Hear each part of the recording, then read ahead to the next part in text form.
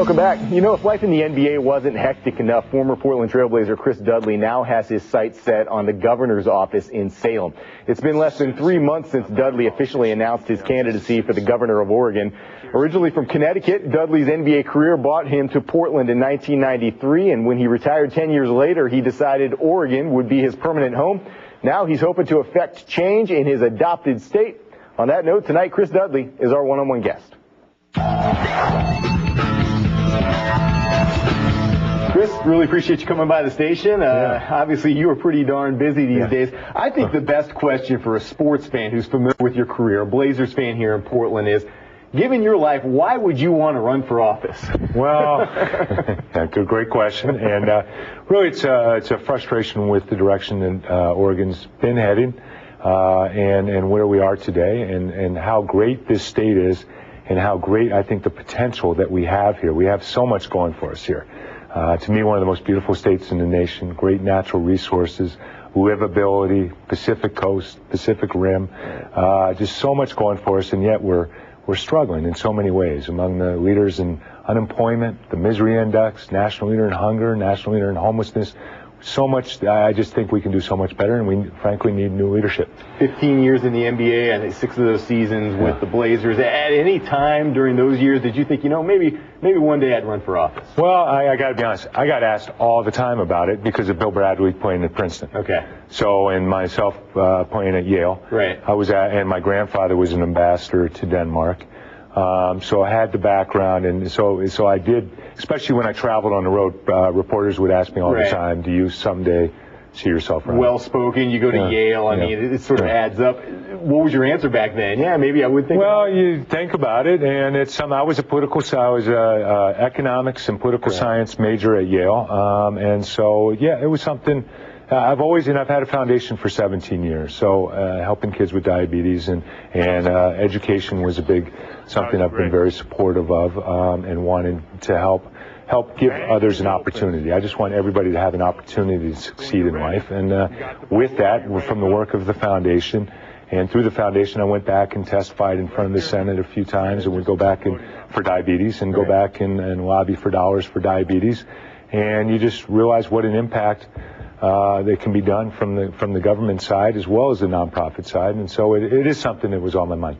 I think the greatest impact on you right now is this campaign process. It sounds like it's, as an NBA player, you're bouncing city to city, and I'd imagine this is a lot like being in the season. How busy are you these days? Give me a sense of what the schedule is like. Well, let's just say I'm going to Pendleton tomorrow morning, and going to a few different cities from there, and it's really have a schedule where it starts at 7 in the morning and finishes at 8, 10 at night, and you're just pretty much nonstop. So it's worth it.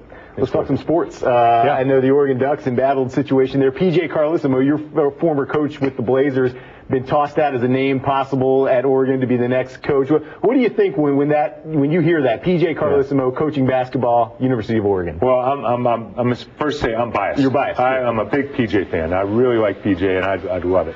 And I think he's ideally suited for the college game. He showed that at Seton Hall, where he took him to the championship. Right.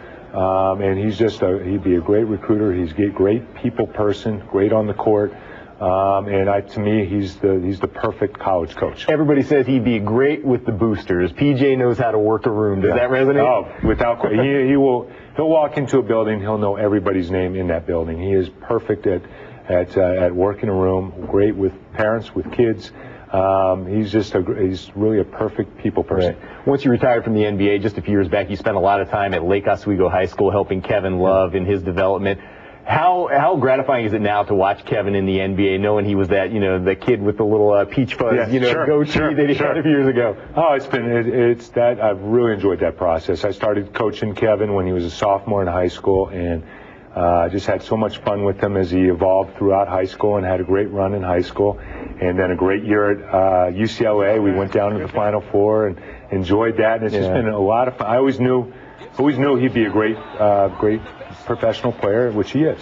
And I think his upside is it's fun watching him over the years. Absolutely. He's just getting better and better. The Trailblazers this year have been really hurting for their big guys. You're 45 years old right now. If you had to suit up, if the Blazers gave you the call, how many minutes could you give the Blazers a night? I could give them a couple, 5, 10. I'd be better suited if the game was half court, but I could give them a couple. Yeah, shot blocking, rebounds, throw a few elbows, and have some fun out there. But no, it's been a tough deal, and with their injuries. And I played with Marcus in New York years ago, and he's a great asset, and it'll be fun to watch how he develops for the team and going forward. It should be a fun stretch.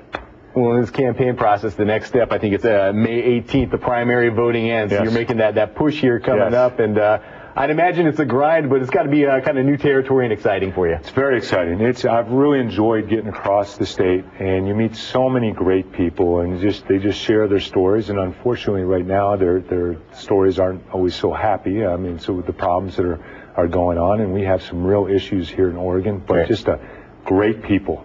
And there's still a sense of optimism that as a state we can do some great things here. All right. Well, Chris, certainly appreciate you coming by tonight, and best of luck in this process. Yeah. Well, thank you, Matt. Appreciate it. All right.